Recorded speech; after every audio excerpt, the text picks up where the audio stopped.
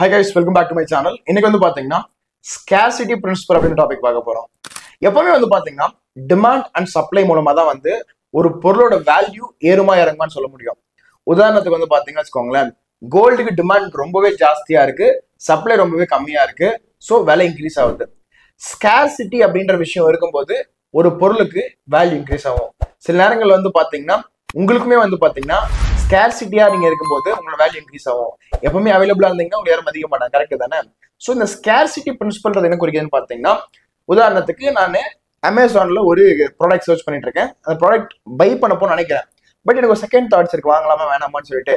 But அங்க வந்து பிராக்கெட்ல only 2 stocks left, last stock அப்படின்னு போடும்போது ஐயோ காலி ஆயிட போதுன்ற ஒரு ஸ்கேர்சிட்டினால, பயத்தினால, மிஸ் பண்ணிடுவோன்ற பயத்தினால வந்து உடனே ஆர்டர் கொடுப்பாங்க, மக்கள் பண்ணுவாங்க. அதனால ஈஸியெல்லாம் அந்த ப்ராடக்ட்டுமே. இதுதான் வந்து ஸ்கேர்சிட்டி பிரின்சிபலோட ஒரு பெரிய அட்வான்டேஜ். ஒரு பொருள் ரொம்ப கம்மியா இருக்குன்றப்போ மக்களுக்கு வந்து எனக்கு தான் வேணும் அப்படின்ற ஒரு ஆசை வந்துடும்.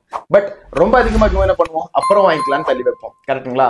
ஸோ ஸ்கேர்சிட்டி அப்படின்ற விஷயத்த மார்க்கெட்டிங்ல கொண்டு வந்தோம்னா, ஸ்கேர்சிட்டி பிரின்சிபல் மூலமா நீங்க ஈஸியா வந்து ஒரு பொருளை மக்கள்கிட்ட கொண்டு போகலாம். இது பொருளுக்கு மட்டும் இல்ல, உங்க வேல்யூ நீங்க இன்க்ரீஸ் பண்ண நினைச்சா கூட ஸ்கேர்சிட்டி அப்படின்றது உள்ள கொண்டு வாங்க, டெஃபினட்டா வந்து you can see results. This is Lavan Lokesh signing off. Thank you so much.